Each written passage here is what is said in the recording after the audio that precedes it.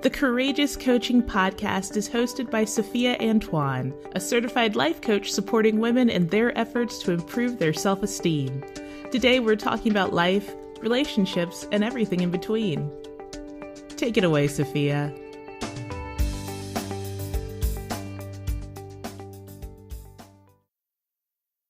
Welcome to another episode of the Courageous Coaching Podcast. I am and forever will be the gracious and the awesome and the stupendous. I'm just so full of myself, Sophia Antoine.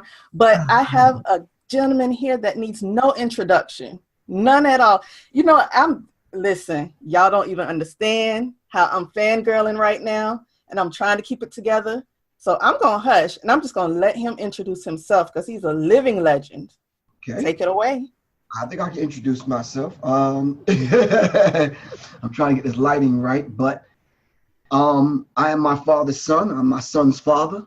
I'm the Minister of Information for this socially conscious, politically conscious hip-hop group, not rap group, hip-hop group, Public Enemy, and all the other things after that probably will fall into place in the context of this interview, but nonetheless, we can use that as a basis to start off. That was perfect. Perfect. So I just want to welcome you. I want to thank you. I am humbled for you accepting my invitation. So thank you. All right. Okay. So I don't know if this is what you usually talk about, not that I've heard, but what I wanted to ask you, Professor Griff, is about the status of our relationships these days, because it's not like it used to be. I don't know if you notice, because I know you have recently, come into your own relationship-wise, but relationships don't seem the way they used to. How I don't even know if I can say back in my day, because I don't even know if I had a day, but it's not lasting as long. We're not supporting each other. We're not communicating. None of that stuff. Do you notice that as well? Yes. I noticed that. It's almost like it has a shelf life. Relationships have a shelf life. And it almost seems like that saying that was put among us. Some people, when you meet people, sometimes you meet them for a reason and for a season. Right. Most cases now it's for a season, and it's almost seems like those periods of times in our lives, most of us by the time we're 60 would have already had 4 serious relationships. The one that you had when you was a teenager, some people kind of outgrow that, because in your 20s you grow into be the person that you think you're ultimately going to be, and that's not the case. In your late 20s, early 30s, as your body is changing, as you're maturing into womanhood, and men as they're maturing into manhood, and just note that men, we don't mature until we're 40. Ooh. So, notice some of the men that have come of age and gave us who they ultimately died as, the Dr. King and Malcolms and the Kwame Toure's and the Patrice Lumumba's and So when we finally come of age, we end up coming out of a relationship, coming through that period where now that we know ourselves, now let me find someone that can compliment me. And that whole complementarity is not based on the end result. The complementarity is the journey on how you got there. Because if you curse God on your way there, you're going to curse God when you get there. Yeah, that's true. I need a little bit for people to bite off and chew right now, but that's my answer. No, and it makes perfect sense, because you're right, because the relationship that satisfied me and met my needs when I was in my early 20s most definitely could not do that for me now. Could the relationship with yourself satisfy you? No, not even. No, I'm a different person now than I was then. I know more of myself now, and it's because I took that time, though. Right. You took that time. I'm trying to get this light right. You took that time to basically get to know the self. Right. And since you knew the self, then you had an idea of what complements the self. Mm. You understand what I'm saying? I High school do. boyfriend probably didn't complement the self because you was looking through that young Sophia lens at the self. Right. I was You looking through the ego. Well, it's ego, but there's nothing wrong with ego. No. It depends on when the ego gets distorted by all the other things that society put in place. Mm. So we end up wiping away the lens and how we view the self. Gotcha. We gotta move the material thing out the way. We gotta move the whole idea when you go in the grocery store in the women's dressing room that the mirrors make you look skinny. We gotta move fashion out the way. You gotta move on what society says you should look like out the way. You have to move all those things out of the way and tap back, I say black, into your Africanness. Got you. I agree. I completely agree. So now you brought up society. So what, and I take that to mean social media. I take that to mean music. So different external forces that now have what I seem to believe input on how relationships are supposed to go. Mm-hmm. Is that detrimental in your opinion, or? Well, I don't necessarily like to give my opinion. Oh, well, I try to lean more towards what's actual and factual. Okay. Through the lens that I'm looking through at the age that I'm at and the experience that I've come through. So, yeah, the influence on the society has on individuals that make up the family, that make up the community. Right. Oh, yeah. We have to be mindful of what we bring into the table. They used to say 10, 20 years ago, I think Erykah Badu a few years ago, I mean 5 to 10 years ago, 5 years ago, made a song called Bag Lady. Yes. And in that song, she was talking about what this lady is bringing to the relationship, carrying all those bags. Basically, she was saying, you're going to miss your bus. And then there's a meme that went out of a woman who was once a full-grown woman, voluptuous and everything else, turned into a skeleton, waiting on that perfect man to come, because her idea of the perfect man is not really out there. But it was only fostered and formulated in her psyche. Something, society, put that image there for her to feed off of her, I don't want to sound too negative, but feed off of her nothingness. Because that man actually never really existed. Right. 6 foot tall, something dark-skinned brother, well-built, intelligent, rich, with no children at the age of 40-something. He's not out there. Trust me, he's not. No. Yeah, I know a few, but no. If he is something wrong with him, we just gonna put it out. There's probably something very right with him, but it's not connecting with the idea of what the woman has in her mind. I don't tend to want to put something negative on a brother that we don't know. There's something very right with him. To say that there's something very wrong with him, that tends to say there's everything right with us or y'all as women and everything wrong with us by the time we end up being that brother. That brother doesn't exist in her world that she operates in. Got you. Okay. Are you following me? He does exist. I got you. So he... You follow what I'm saying? I got you. So he exists, but maybe in her particular, like you said, her world, or in her realm of existence, he's not there right now. Is true, that because let's look at it this way: the average woman, I don't know, 35 to 40, probably already has children. Yes. Probably goes from home to drop the children off, school, daycare, whatever, to work, orders food in for lunch or takes it with her, or she might go out a couple of times a week with the co-workers, right to the same couple of restaurants, comes back, goes back home, stops by the cleaners, may go to the bank during lunch, may go to the bank even after work. She might go to the gym, depends on how chubby she is, and she makes it back home. And then what she does on the weekend is probably the same kinds of things. Where you gonna meet him at? That is true. Unless Frankie Beverly and Mays comes to town and you go to that concert with your girlfriends. You understand what I'm saying? You got you, yes. In her little small existence, he's there somewhere, but yeah, more than likely, yeah, no. It's outside of her orbit. Exactly. Okay, understood. Not outside of her grasp. Right. No. Outside of her daily orbit. Right. So because she's in a routine. Right. And he's probably in one too. Of course, right.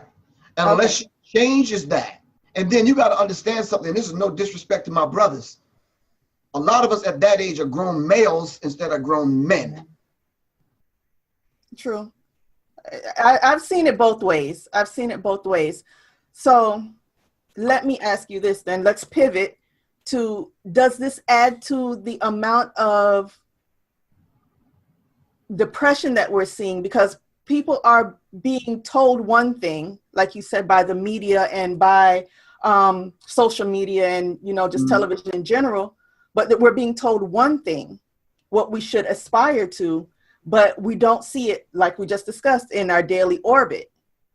So this is why people are being prescribed pills, and this is why they're thinking their life is no good. Because a lot of women that I encounter in my practice is they're just upset because they're not getting what it is society tells them what they're supposed to have right now, instead of working on themselves to be the best version of themselves. Because it's an illusion.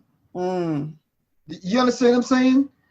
They didn't manufacture and make enough of those men that she are looking for, that they fed to her psyche and her ego via the magazines, via the websites she go to, via Facebook or whatever, or via the few little conversations that she may have on the What Up app, or on the IG app. They didn't manufacture. They didn't, like with men. If we didn't download the Diva program, we wouldn't see that fantasy chick that we want to be with. Not me. I'm talking about them. Right. You understand what I'm saying? But you got to click on the proper app, which is a root word to application. And then in the application, how is it that you apply? And what is it that you apply? You have to give them your undivided attention. Notice some of these people on their phones. Undivided attention. You understand what I'm saying? Yep. And this is what they do, and they focus in on. So you constantly in search of that individual that truly doesn't exist. It's an illusion, plain and simple. So depression sets in, of course it does. And what do we end up doing? Lighting L's, smoking all kind of weed. You understand what I'm saying? All kind of, and what they do is they attack us in that way. And now it dulls your senses. The only time you ever have a good time is when you high. And then after the high, you catch the munchies, of course, because they spraying the weed now. Now the government is selling the weed. Yeah. You understand what I'm saying? Now you got the munchies, but because you're in a semi-depressed state, you eat more, and you end up getting the muffin top. So now when you do meet the brother, he's like, okay, kind of like not what I'm looking for. Right. Gotcha. You understand what I'm saying? This happens on both sides. This happens on both sides, even with men. You understand what I'm saying? And it comes from the whole idea of trying to cope with a society that's ever changing and ever moving forward, so to speak. Sometimes we look at it as moving backwards, and we're trying to keep up. It's like, if you don't have the right purse, if you're carrying the summer edition of the Louis Vuitton or Gucci purse with your matching belt and the matching shoes, and it's winter, then yeah, we're not checking for you. If you're that surface. Do you understand what I'm saying? And this is the question I want to throw out there. What is the thing that attracts us first? Women would say, I don't mean to cut you off, but women would say men are visual creatures. And I know I'm going to get a lot of pushback from this, and I'm saying, women, y'all need to stop. Because right now, if I met you, I'm talking about to the average woman out there, at Kroger's or Publix, depending upon how you think you look, you wouldn't even give me the time of day. Mm. Then on top of that, if I walked up to you, boogers in my nose, missing tooth, pants sagging, because I'm just getting off work, construction gear on, dusty Timberlands on, you understand what I'm saying? Right. You wouldn't talk to me. Nope. So if you say we're visual creatures, I say no, I think we're all visual creatures if we're black. Because the first thing we look at is the appearance. The first thing we look at is how a person look. All right. Symbolism, in this case, over substance. Mm-hmm. Then when we get to know one another, it's substance over symbolism. Because we get past the fact that you got a nice shape, you pretty, I love the color of your eyes, I like the texture of your hair, and all, I love your beautiful smile and all that kind of stuff. That stuff wears thin real quick. It sure does. If you're a man looking for substance. And then when we don't find substance, it's like, what am I really connecting here with? Because I can find a pretty face. And what I don't mean to prolong this answer, but and then what men start to end up looking for is the younger woman. And you understand what I'm saying? I do, and please don't ever worry about the length of your answers. As long as you want to talk, as long as you want to articulate, you are welcome to do so. But let me ask you, expound on that. Why do they then go to younger women? I think, but because the whole idea of the fantasy then now kicks in. Gotcha. And I'm gonna be honest with you, this is a grown male. I'm pulling this from a grown male, not a grown man. Exactly. Conversation, the one that happens in the barbershop when you're all not around. Gotcha. And I hope men don't see this because they say, "What you doing, revealing all the secrets, bro?" I'm just saying, this happens in the barbershop, and it's like we look at the fact that if I met you at 35 and you already got 2 children, by the time you are 45 or 55 and you're looking the way you're looking now, oh, it's a wrap. Gotcha. You understand what I'm saying? Yes. And some cases, most cases, I beg to differ simply because the vast majority of men that I see today, right, got bigger guts. No, I'm dead serious. I'm not going down on the brothers. I'm just saying you a couch potato. You playing armchair revolutionary with the remote. You're thinking about working out, but you really never do. You let the LA Fitness membership lapse. You understand what I'm saying? Yes, sir. And it's like, no, because what you're doing is you're trying to measure up to something in her mind that you think she wants in a man. Oh, see, that's good. Let's go there then, because that leads me to communication. Why it seems like we talk at each other as opposed to talking to each other. What can we do? So if you have suggestions, I'll take those to remedy that. Because is it the fact that we're running back and forth to work, to kids, to the grocery store, to the bank, to whatever it is, and we're always seem to being pulled in the different directions? What can we do to remedy that, to make sure we have clear, concise communication? Not talking at each other, not saying this needs to be done, that needs to be done, but relating because we're in a relationship. I think different things need to happen with men and women on both sides. Absolutely. The men need to do, and I'm pulling this from the barbershop conversation. We need to listen. I've said recently, listen with your heart. Listen to me with your heart and not your head. I want your heart to hear what I'm saying, not your head. You follow what I'm saying? I do. Because I want you to feel what I'm saying, as opposed to you trying to remedy something in your head, because you got your own thing that you want to tell me.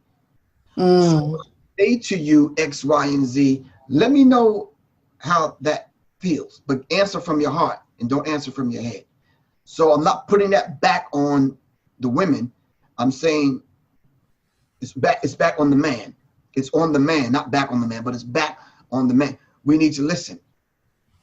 Okay, so once we listen, then I think we can begin to process, okay, when I do A makes her sensitive to aspects of what I'm saying, right? And it makes her feel a certain kind of way. And I'm getting a reaction to that makes me feel a certain kind of way.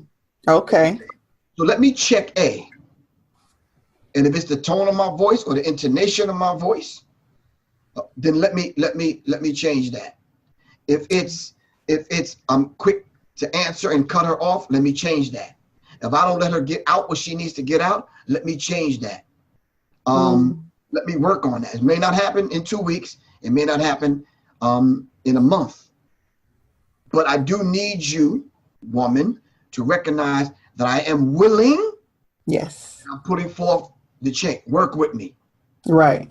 Gotcha. That's what you need to do on the man's side. Now, this next statement may sound kind of personal to you, but I don't want women to get upset with what I'm about to say. And this is age old. And you can ask men my age, younger or older. All right. And I'm just telling you from the barbershop conversation. We don't like women that talk a lot. We don't need a lot. Haven't you heard that? Oh, absolutely. And I agree. But because women take longer and they're more in depth and more intricate with their answers because they want to be super clear. All right. Women take longer to answer.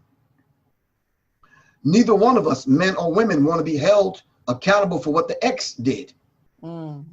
Right? Very true. Don't hold me to that standard because you did. I don't know what y'all did, but that ain't me. That's not me. You understand what I'm saying? Right. No, you ain't. You don't have to tell me twice. I got you. You ain't really got to text me and make sure I get it. Do me a favor, when you come home, stop by the so-and-so and don't forget so-and-so and so-and-so and so-and-so. You don't have to tell me that. You don't have to tell me twice that our anniversary is coming up. Your birthday is coming up. You don't have to tell me twice to remember yada yada yada whoop whoop. No. I'm on those things. I'm me. I'm not him. Don't hold me to that standard. You understand what I'm saying? Right. We start getting mad at one another because it's like, well, wait a minute. Then we end up being brash and harsh. Like, wait a minute. Who do you think you're talking to? You understand what I'm saying? Then we start talking out of the emotional anger. We start speaking from their feeling that we have to defend ourselves. And we forget that, wait a minute, this is my mate that I'm talking to. So always, brothers, if y'all are listening to me, always use the office voice. You talk and you whisper and you talk pleasant to the people in the office, but when you coming home while you're in the car and when you get home, you're barking at your mate. That's not good. Not at all. We have to keep the even tone because we end up arguing about not what the issue is. We end up arguing about how you handle me, how you talk to me. Surface stuff that we can correct. You understand what I'm saying? There's no wrong in the middle of a discussion to take a time out. Let's just talk later on. You understand what I'm saying? Oh yes, I use that tactic. A couple of times I resorted to going to take a drive and texting back. You know why? Because texting, you don't hear the intonation of my voice. Very true. That's a good suggestion. So now you can process it and be like, oh, okay, that's what they're saying. That's like, what he nope. Are you following me? So in some cases, that method works. All right? Something that men have to grow up to wrap around we have to wrap our emotion around this next concept. Okay. What is wrong when you want to come and present a situation, something that's bothering you? What is wrong with sitting down, facing her, holding her hand and talk? That would be so beautiful. Okay, what is wrong with sitting down and before y'all talk, feel, close your eyes, turn the lights out, whatever. We forgot what each other's hands felt like because we ain't held hands in a long time. Very true. Right? In one instance, I had to talk with my back turned because I got this, and you've probably already noticed when you play this back, my facial expressions tell it all. Yes. And I got in trouble for that a couple of times Because while they're talking, I'm like, it's almost like, get out of here with that. and it tells on me. Uh-huh. And the nonverbal communication speaks a lot louder than what you're actually saying. Right. 90% of all communication is nonverbal. Mm-hmm. Because that's how you met him at the club from across the room. He wasn't saying it, you couldn't even hear him. But you knew the vibe, right or wrong. That's so right. Let's get back to some of these things that grandma taught us. Because when grandma got a hold to the situation, you know what she did? She told the rest of the family, so-and-so is changing. She must have somebody in her life. And sure enough, she was right. And then she'll say to you real quiet, when are you going to let us meet him? I hear you whispering on the phone. I hear you walking out of the room every time you get a phone call, every time the phone rings. Because before we couldn't do that because we had one black phone in the hallway, remember? That's it. Wow. And you were lucky if you had the long cord. Exactly. So now every time the phone rings, you walk outside. Yeah. So when she finally gets to the point where, okay, it's been 2 months, I'm comfortable with him, let me introduce him to my family. She is not in store what her family got in store for this dude. She is not ready, pardon me, for what her family has in store. There's this thing called the ass circle. Okay. Not the ASS circle, the ASK. Okay. Right? Mm-hmm. When she brings the man home, she puts him in the middle of the room, and everyone in the family gets to ask him some questions. Oh. Everyone. You understand what I'm saying? Because we got to know who you bring in the household. Right. Around the children, around the damn pet rabbit, around the bird and the dog. Especially grandma. And then all of us have an altar in the home. You remember back in our house, you always had that little shelf over the fireplace where you put the pictures? Yes. And Big Mama, we put her picture on it, even though she wasn't with us physically, she was still with us. You had the family photo album on the coffee table. Remember, you could thumb through his whole family history. Yep. You understand what I'm saying? Yes. So they get to ask him any questions that they need to ask him. So they will feel comfortable. And by the time he got up and left, grandma would pull the young lady to the side and be like, don't bring him back here. And she's upset now. She's like, why? She said, because grandma read his eyes. Grandma read his auric field. Grandma read his energy. You understand what I'm saying? Yeah. And they already know because, you know, they got this thing that I call not only the sixth sense, but they can read your vibratory frequency. And by the way he answered some of the questions that he answered in his body language and his facial expression, grandma said, well, look, he came in here on the nigger frequency. He can't come back up in here. Not the God frequency. Right. You know what I'm talking about. Oh, yes. Oh, but yes. Anyway, I'm not going to prolong that answer. Go on. No, but that's good because that raises another thing because we as women are so afraid to ask questions or to kind of delve into what a man has been doing or has done with his life or whatever, not being nosy, but just, you know, for our own security, because we're scared that he's going to be like, oh, which is a tactic I've known a man to do, say, oh, she asked too much questions, I don't want to be with her.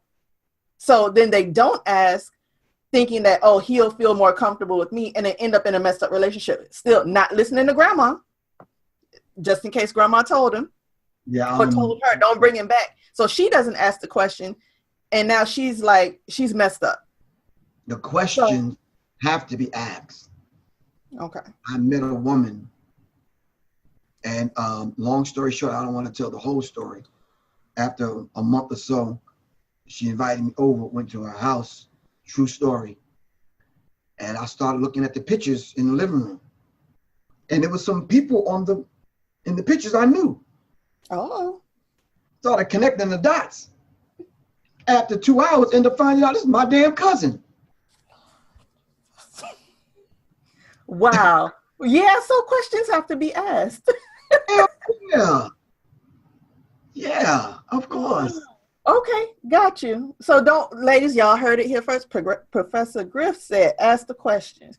And I think... Yeah, don't be afraid of the answer, because once you ask the question, you own the answer. Because most get wrapped up into the packaging. Mm. And we don't want to lose that. You understand what I'm saying? Gotcha. And don't get me wrong. Everybody you meet is probably not designed to come into your life to be your man or your woman. You understand what I'm saying? And we have to accept that. Realistic expectations. Let me tell you something. There are some beautiful women right now that are in my life that I've never had a relationship with. That's amazing. Yep. That is amazing. And because everything doesn't have to be, on that level. I think media has taught us that everything has to be on a sexual level. You have to be with everyone that you find attractive. And that's not necessarily true. So. No, and you're absolutely correct. So this concept I came up with for young people, teaching them about the energy centers. When you meet someone, you operate from the crown chakra down. Okay. Yes. Not the root chakra up. Mm. You understand what I'm saying? Yeah, they made us feel good right down up in here. You understand? That's cool. That's the easiest one. Right. That's the one that'll get you in trouble. Oh, Lord. Yes. So then we operate from here down. Yeah. And we connect. This is why women say after a while, we're not connected, we're not here. They don't mean the two physical eyes, they mean the third eye. Right? Right. And work our way down. So by the time you fall in love, which is activating the energy center of the green chakra, the heart chakra, all right? By the time you get way down there to satisfy those urges and desires, you should know. Me and my wife, we walked one entire year with one another. Wow. One whole year. That's amazing. From the time we got together. We walked 4 seasons. Each season, you understand different aspects of who this person is. You understand? And after a year, a lot of people can't wait 6 months. A lot of people can't wait 6 weeks. A lot of people can't wait 6 minutes. I'll leave that one to you. I'm just saying, listen, they already know. Anybody who listens to me, they already know. I'm going to tell you how it is. If you don't like it, so be it. But the truth is the truth, and it won't cease to be the truth just because you don't like it. So. Yeah, this is a different day and time. I've never had so many women over the last 5-6 years measure me up. And I'm going to leave that. Wow. Okay, so I know your time is valuable, so I won't keep you. I'm going to ask you one more question. So, and this is important because a lot of women who come to me for coaching, they are always saying they're insecure, how they can be one way out in public, but when they're behind closed doors, they become timid and they become fearful that they're going to lose their relationship. Now, I know you can't speak specifically, but what is it, if you had to name a couple things, 1 or 2 things, that satisfy men? What are they looking for? I know we already touched on not talking too much, not giving too many instructions. Don't remind me about, what Ray did and how he broke your heart, because I ain't him. We got that. So what besides that? Yeah, that's on the don't side. Let's speak about the things on the do. Yes, please. Okay, cool.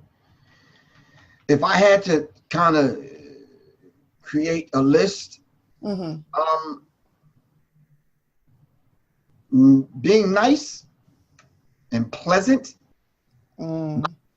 kicking up dust, not having a lot of drama is probably the main thing.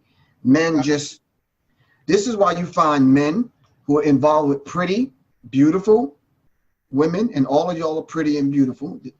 Beauty's in the eye of the beholder. But you know what I'm talking about. According to this society, always end up having the chick that live in the projects on the side. Yes. You know why? Because Shaliqua that live in the projects don't mind cooking. Yeah. Don't mind doing X, Y, and Z, and it's easier for him to deal with. It's a lot more difficult to come home and having to deal with the drama. Yes. He don't get the drama with Shaliqua. You understand? So if I had to put a list together, kindness, no drama. Okay. Women, I'm just letting y'all know this. Y'all can get anything that you want to out of any man. Man will readily do things for you if you're nice, if you just don't kick up dust. If he forgets to take out the garbage or forgets to do A, B, and C, but yet he wants to come home and watch the boxing match or the football game or the basketball game. If you don't come in and kick up dust, but you handle that, all right, because he's gonna fire back. Yeah. Man, I worked all day and blah blah blah blah blah. You mean to tell me I can't? Okay, yeah, you're right. I forgot to bring this on, so okay, but I'll get it. But just give me this moment, this minute. You understand what I'm saying? Yeah. Right. I'm speaking from experience. I'm speaking from 2 marriages, 2 failed marriages. I'm in my 3rd. All right. I went through all of the drama that you can probably imagine. Well, not all of it. I'm not going to jail, putting my hands on a woman. I never did that crazy kind of stuff because I got daughters and nobody better not put their hands on my sisters or my daughters, especially my mama. You understand what I'm saying? So no, but I went through some of the drama to speak through experience. Okay. You follow what I'm saying? Yes. Yes. Saying, I've had the woman look at my cell phone and knew that she did. I never used to put a lock where you got to go in because I'm not around those kind of people where woman said a couple of years ago, why do you have, these kind of cell phone cases where you could put the flap over it? Oh, yes. Like the wallet. Or why do you have the kind of cell phone, when you put your cell phone down, you always put it down face first? And I snapped. I used some expletives. And I say, because you two MF and nosy. Pretty much.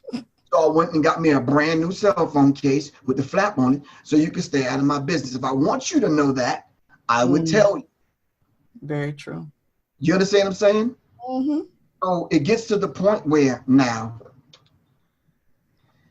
I can't be around people, all right, that tap those particular buttons and press those sensitive buttons, men and women.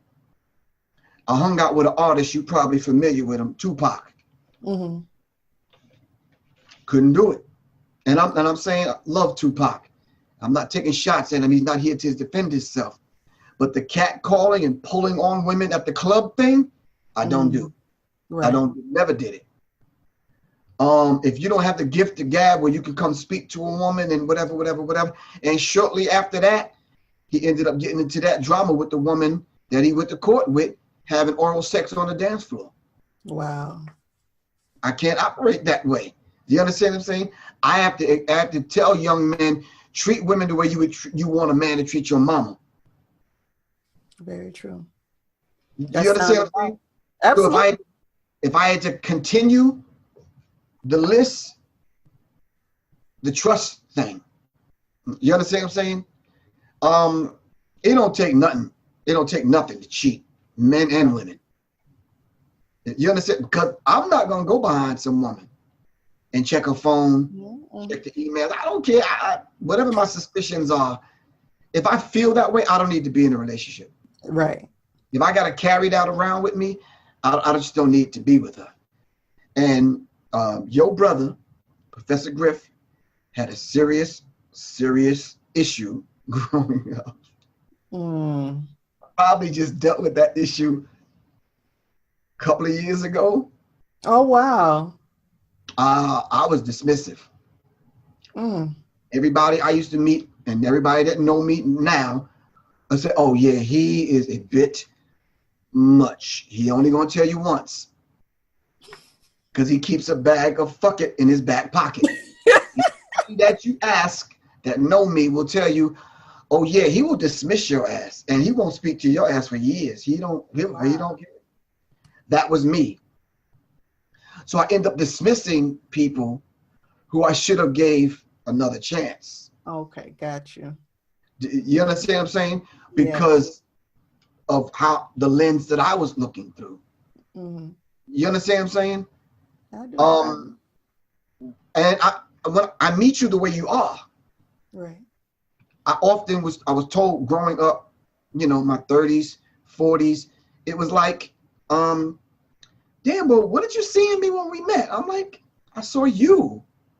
What did I have to see? Well, I was looking tacky. I said I wasn't looking at that. Right. You understand what I'm saying? But that's so rare. Well, some of us don't mind. I said I was looking past that. I'm trying to connect here with you. You understand what I'm saying? And that got on certain women's nerves so much that they always thought I was looking at women prettier. Oh, wow. Slimmer. Or whatever. I'm like, no, until I showed them a picture of my mom. 13 children, 5'4", 5'5", hippie, top and bottom heavy. All right. You know what I'm saying? Uh-huh. I guess people say fair skin, but she wasn't light skin like that, but probably the color of the inside of my arm. You understand what I'm saying? Now the sun got to me. That's a beautiful vitamin D. But we tend to look for women like our mothers. Very true. So subsequently now, but that's only the physical. My mom had other qualities that we look for. And this is something women don't know about men.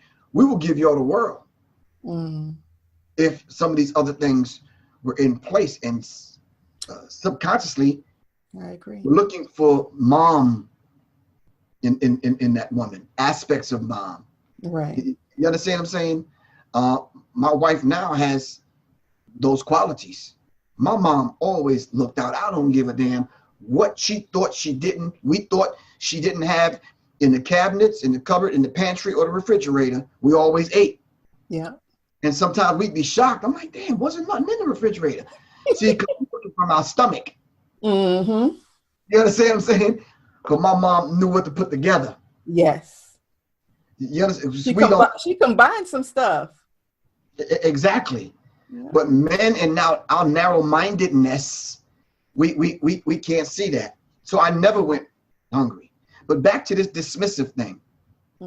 We, all of us, including you, get to the point where it's just like, you know something, I'm tired. I'm not even looking no more. Well, that's what the hell we should have been doing in the first place, not looking. Yeah.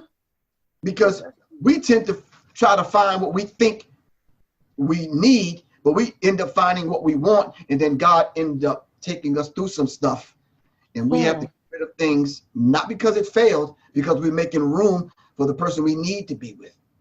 Yeah, that's a word right there, Professor Griff. That's a word. Yeah. I wear a number 9 on my ring finger. That's permanent. So that argument about where's your wedding ring, or where's your wedding band, or no, this is always there. Have women for the last year since I've been married asked me about this? The only tattoo I have. Of course they have, but they're not ready to deal with the deeper science of the number 9, especially how it relates to my cosmic connection to my wife. You understand what I'm saying? That's too much in the bear, so I don't even waste my time. You understand what I'm saying? And, you know, we see y'all looking. Even though y'all don't think, we see y'all looking. And, you know, a lot of us say we didn't get married to get a divorce. Right, exactly. But how many of us do this? Yeah, we got Shaniqua's name tattooed on our shoulder or whatever. She might have his name tattooed on the back of her shoulder with 2 hearts and all that kind of cute little stuff. That's fine. But you say, I can't hide that. No, not at all. You understand what I'm saying? And that's real because it's deeper than the diamonds that the other people that live across the fence are oppressing our people in certain parts of this world to bring those diamonds out of a black earth so we can spend thousands of dollars on them, go through the whole ritual of getting married, paying all this money, having friends and family involved. And sometimes we have no intentions on staying with that woman or that man for the rest of our lives. I agree. Me and my wife are connected at the soul level. So every morning when I get up and I have to face me in the mirror, I have to reaffirm I'm a soul in search of souls, meaning her, Right. that are like minds, like mine. Gotcha. You understand what I'm saying? Yes, So I understand. That's beautifully said. The vibratory frequency on the level when we met was the number 9, 1989. We got back together 27 years later. Well, got together 27 years later, which is the number 9. This year, which represents the completion, which will be our first year together. She turns 45, which is 9. She has 4 children, 4 girls. I have 5 children, which is 9. I could go deeper. All right. That sounds like me and my husband, because ours is 25. Everything for us, 25. But you see, now that's deeper than just this, oh, I think you cute. Yeah, it is. It is. You understand what I'm saying? Yeah. And so what we used to do every morning was dance. Oh. The morning dance. So we have a list and a series of songs that followed us through the course of that whole entire year. Amazing. You understand what I'm saying? Depending upon how we felt. What period of that 4 seasons we were going through. So you're going to hear Shaka Khan. You're going to hear Gladys Knight. You're going to hear Aretha Franklin. You're going to hear the Temptations. You're going to hear some hip hop. You're going to see us dancing and vibing to the Jabberwockies when they did their dance thing. You understand what I'm saying? Right. You're going to hear Don Cornelius, Soul Train, brought to you by the Johnson product. You're going to see us coming down the Soul Train line. You understand what I'm saying? Do the bump. Oh, Brian, we're going to do the bump. We're going to do the wop. You understand what I'm saying? And then we're going to get our Muhammad Ali, Mike Tyson, Mayweather on, because we're both athletic. We both belong to the gym. You understand what I'm saying? The Cater Boxing Gym. Okay, you're going to see us get our MC on, because both of us are artists. Yes. So you're going to see us get our rap on, our MCing on. You understand what I'm saying? We're artists, so aspects of the art you're going to see, whether her painting or me designing my logo. You understand what I'm saying? So you're going to see the artistry. Even up to a few hours ago, we were both in the studio together to do the remake of one of Public Enemy songs, Shut Them Down, because we see what's going on in the world on a global level. You understand what I'm saying?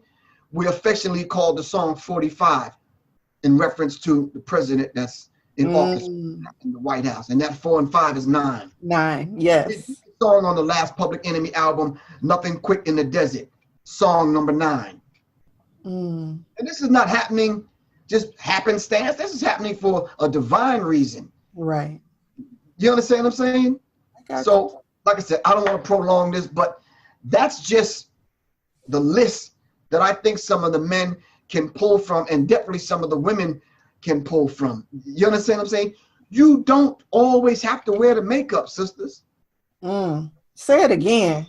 You don't have to boost them up. The hair.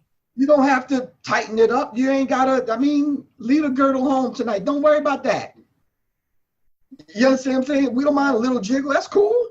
You understand what I'm saying? Yeah. Don't be yourself. Feel free. Be yourself. Yes. You understand what I'm saying? I don't question my wife. And I don't do that so that she don't question me. I don't allow people to ask me where I'm at, where I'm going. Only her. That's it. You can't question me. She can question me. True. But that's it. I never allow people to question me. I'm like, why? You didn't help me get there. You definitely didn't help me get back. So nah, I'm good. But if you really want to know, I can sit down and tell you if you're able to handle that and what I just finished dealing with. So if you're not going to help me deal with some of those things, whether they're good or bad, you understand what I'm saying? If you're not necessarily ready for the answer, don't ask them questions like that. My wife can do that because, we've talked about that. She can question me all day long, call me any single time. I have 2 cell phones. This one right here, I always answer. It's my personal line. I answer it regardless of what I'm doing. Now, if I'm in a meeting, I can say, listen, love, I'll call you right back. I'm in a meeting. Give me a minute. You understand what I'm saying? Right. Mm-hmm. Women come to the relationship already with a distrust of black men. Yeah. That we just have to admit that. Yeah. I could qualify myself to be with her. I'm gonna say that again. Because right now men are cursing me out. Now I'm watching this. I gotta qualify myself to occupy that space in her life to be her mate. All right, because I got to understand what I'm taking on. And the whole ritual that you go through of getting married, families are coming together, not necessarily individuals. Am I correct? Oh, absolutely. We have to understand that particular dynamic, because I don't like dogs, and her dog is 150-pound Newfoundland. Oh. I never dig cats. Cats, I just don't like animals. She came with a cat from Thailand. Oh. You understand what I'm saying? Yeah. In most cases, I'm in the house with all feminine energy. I'm a lion. Sometimes she see me pacing. Right? Yeah. And I get the subtle, what's wrong? Come here. You understand? Then I get a chance to express myself. Yeah. But I can't feel locked in a cage like that. You understand what I'm saying? So what ended up happening after that, I ended up joining the gym where I just had that me time with the bag, with other men, whatever. And then I was like, you want to join the gym too? That's something we can do. She's like, cool, let's go. Because I felt comfortable. I got a chance to express myself. You understand what I'm saying? Absolutely. So there's some things that we can do that's on that women should understand that they can do. It doesn't always have to be, and this is personal. Right. It's not my life, but it's personal in the sex area. I'm trying to figure out how to read a word this. And you notice how I looked up because I'm pulling that energy down, like the computer pulls it down from the etheric realm. Gotcha. It doesn't take all that women think it takes. You understand what I'm saying? All the backflips and all that stuff like that? Right. It don't take that. Okay, got you. Save that for the special occasions. Okay, got you. Brothers, take the goddamn stripper pole out of the basement or the room that you got it tucked away in. That whole idea of you having to have a virtual man cave, be it an environment away from home or an environment at the home where women are not allowed, is that there's a certain level of respect women. We're doing an interview right now, right? Right. This is my studio. If my wife came up here right now, she wouldn't just walk in. She's not going to do it. Right. What kind of level of respect is that? That's a certain level of respect that, of course. Because you know why? She lets me play the role that she know I need to play in the family. I'm the king of the castle, but she's the queen of the castle. It's no little big I and little you. Right. It's never do what I say do. What is that? Craziness. Craziness. You absolutely correct. You know what? Someone asked me, I said, yeah, I'll be 58 next week, Wednesday, August 1st. They said, what? Wow, you look good for 58. What? She said, what are you eating? And I ran it down. Says, well, when you get sick, what do you do? I said, well, I live with my doctor. Oh, your wife is a doctor? My wife is my doctor. Yeah. She says, well, where's her doctor's office? I said, the kitchen. Right. That's where she keeps me healthy. You understand what I'm saying? Yeah. So I'm not getting on her nerves every other day, and she putting that anger into the food. No, we can't do that. See, okay. No, we can't. We can't. Understand. Emotions go into the food. And then we tearing on the damn sandwich, or we tearing on on the potato salad or whatever. You understand what I'm saying? Because it's rough and tough, because that's the energy and the spirit that she put in it, because you my goddamn nerves. Yep. All right. You understand what I'm saying? Perfect sense. It makes perfect sense. So there's some things that men, we can do. I've been asking my wife for a whole entire year, teach me the recipe. I don't want you cooking all the time. I want you to relax. I want to do it. I got one recipe. But I would think it's also what she may feel is her love and her service to you as well that makes her want to do it. That's her expression to you. That is her caring for you. Because my husband tells me the same thing, rest. I'm like, no, sir. This is what I do for you. This is how I express myself to you. This is how I serve you. What happens now when you have the menses that you didn't expect and you're feeling bad? Wouldn't you want him to step up to the plate and says, no, sit down. I'm going to run your bath. You go do that. And I'm going to do this. I'm going to cook this. I got you. He got to know the recipe. But you know what? He does he can do it in his own way. He knows what he knows. And I respect that. And I love that. But there's just some things that I hold dear for me doing for him. And that's beautiful. That's why my wife got a bowl of cereal this morning. But I'm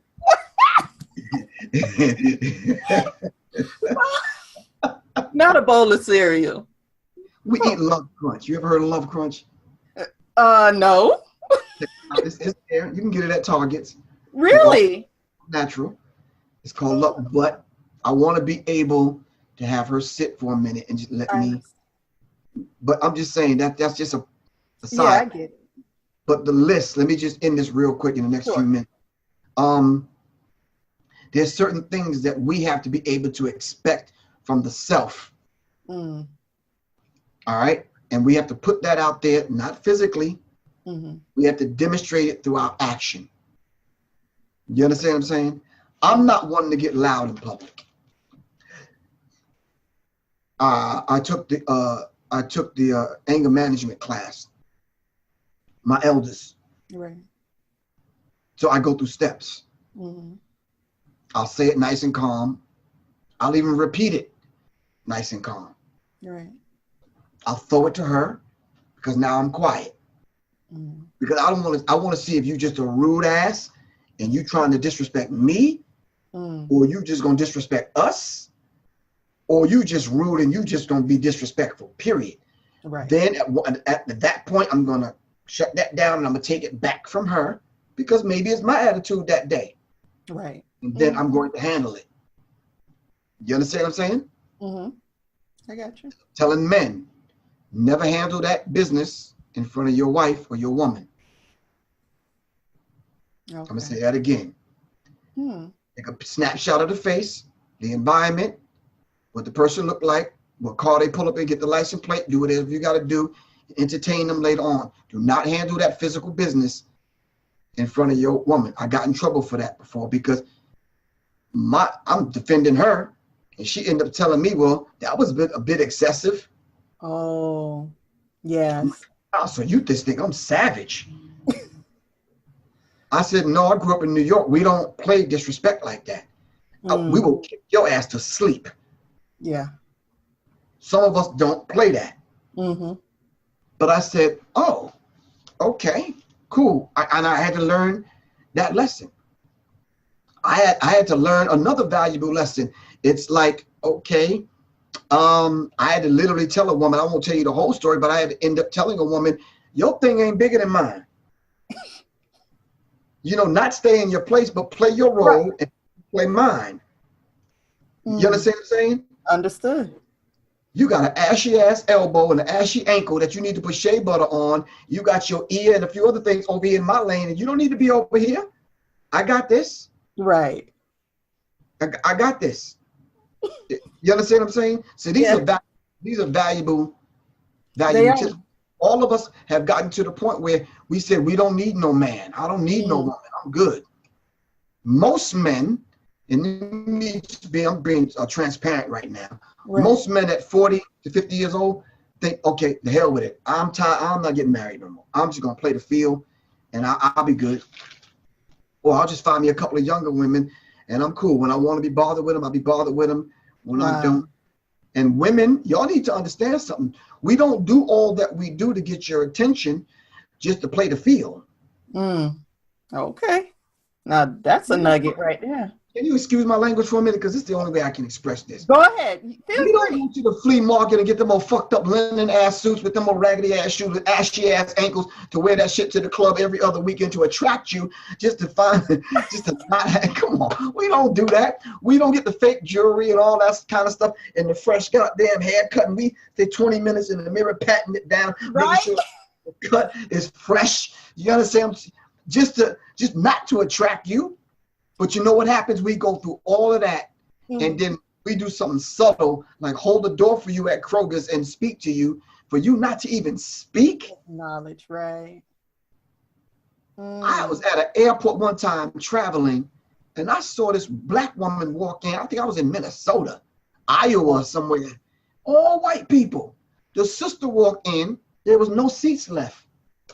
I nodded to her, waved her on, to give her my seat. You know, she looked at me and didn't even speak and sat on the floor. I'd have pushed her ass down. Oh, sorry. I've sat on airplanes from New York to LA next to black women and they won't say a word. Really? Not actual conversation, not. Oh my God. Let me tell you what happened to me. I went to a record company right here in Atlanta, Georgia. Met the receptionist. We connected, we talked, kicked. I wasn't trying to kick it to her, whatever. All right. Went there a couple of times. So the fourth time I'm there, we know one another now.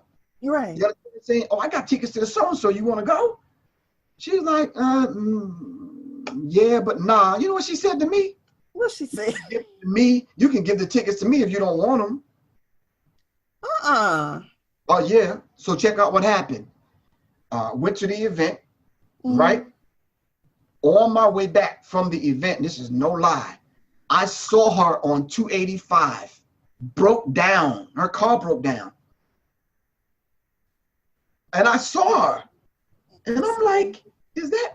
So I pull over, get out, put my hazards on, walk back. And I'm like, ain't this a bitch? So now on the highway talking, and I'm like, okay, I want to see this level of respect or disrespect now. Right. This woman humbled herself. I called my people. I'm connected here in Atlanta. I called my people to come tow her car to wherever she wanted towed to. I gave her a ride home. Stopped, got some food for her child, and took her. You understand what I'm saying? Yeah. Offered me some money. I'm like, no, I'm not doing this for that. I'm doing it. I'm the man that I am. Now I said, let me ask you something. Did you have to treat me that way? Exactly. You was Anita Baker tickets for real? It's like that? Let's see. It's like, wow. It's like, wow. I'm like, okay, cool, love. We good. Karma is a bitch. Yes. And we have to karmic debt that we build up with one another. Last point, let's pay that debt forward. Right. Rather than paying it back, because most of us don't have a clue of the concept of paying something back. Let me give you one example. If you owed me some money, right? And you know you owe me the money, but I passed away tomorrow, right? Would you call my wife and pay her the money? Being the person I am, I would, because I don't want to go with that. Because that's but most people, but that I had to grow into that. I had to grow into that. Right. Pay it forward. Right. You owe him the money. Let me give this to his wife. You understand what I'm saying? What I do in my life, and I'm telling this to men, I never let anyone, I always let people go first. Yeah. I give them more. And I practice this on the highway when I'm driving. So when blinker is on, I slow down. Come on, get in. You understand what I'm saying? In line somewhere, the bank, grocery store, or whatever, I give them more. You understand? No, I'm good. I make sure my wife is full. I'm not a big eater. My wife's a greedy vegan. So I let her eat more. You understand what I'm saying? So this is just who and what. This is some of the things I put in place. I never let anyone be nicer than me. Mm. You understand what I'm saying? That's amazing. I'm still growing, like the situation with doing this interview. If I say, do me a favor, call me a day ahead of time and an hour ahead of time, I ain't got no problem. I'll do it. Yeah. Most of us forget. Yeah. A reminder would be fine. You know why? Because I know I'm busy. I know I'll forget. Yeah. And I forget that day ahead of time. Oh, I got that thing tomorrow. Listen, 7 o'clock, I got this thing to do. Yada, yada, yada, whoopie whoop. Cool. An hour ahead of time, wherever I'm at, let me make it home. Or let me make it to a quiet place where I can plug up my laptop and I can do this. Yeah. That's just being respectful. Absolutely. You understand what I'm saying? Absolutely. That's it. And I'm a man of my word. That you are. I'm just a man of my word, and my word is bond, and bond is life, and I give my life before my word shall fail. Amen. That's the end of this. Well, I certainly thank you for your time. It has been amazing. Oh my gosh, it's more than I could have ever dreamed of. So you made good on that, giving more. Yes, so where can we find you, Professor Griff? I know because I'll be stalking you. But where can everybody else who's listening find you? I know you have a couple of events coming up. I know you're all over social media. So just run down those links so we can find you somewhere other than here once this interview is over. Of course, nowadays, if we are internet savvy a little, everything through my website, www.professorgriff.me. That's professorgriff.me. I'm on YouTube, of course, at www.youtube.com/C/Serious Minds. That's SIRIUSMINDZ. Of course, I'm on Facebook, Facebook.com/ProfessorGriff.me. I'm on IG at Professor Griff. And my Twitter handle is Griff the Enemy. That's the NME. New music experience. But anyway, the Enemy.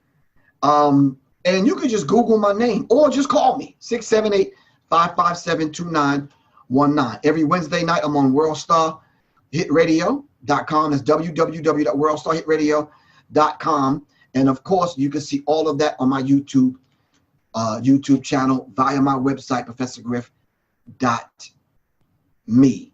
This has been a beautiful conversation. And I'm doing it in the spirit of love. I don't want anybody to wear any of this on your sleeve. All right. I'm only the measure, the sum total of my experiences and my outward view and expression of who I am as God having a human experience called Griff. I know it's going to take them a minute to marinate on that. But everything divine in nature is in us. Absolutely. Right? Right. Don't tell me that God makes mistakes. Nope. God didn't make all of that out there beautiful and then make a mistake with us. Especially if what you believe is true about God making man and woman in his or her own image. Very true. That may be a bit to nibble on, but no. That's the only way I can end this. I am because we are, therefore I am. It is with much appreciation and much thanks again that I just tell you I'm humbled that you're here. You are a part of the Courageous Coaching family. So whatever you are doing that we can support you in, please always feel free. And with that, I bid you adieu. Thank you for tuning in to this episode of the Courageous Coaching Podcast. Feel free to call in with comments and questions anytime. The number is 786-749-TLAK. That's 786-749-8255. Call us and let us know what is on your mind. Until we meet again, be courageous.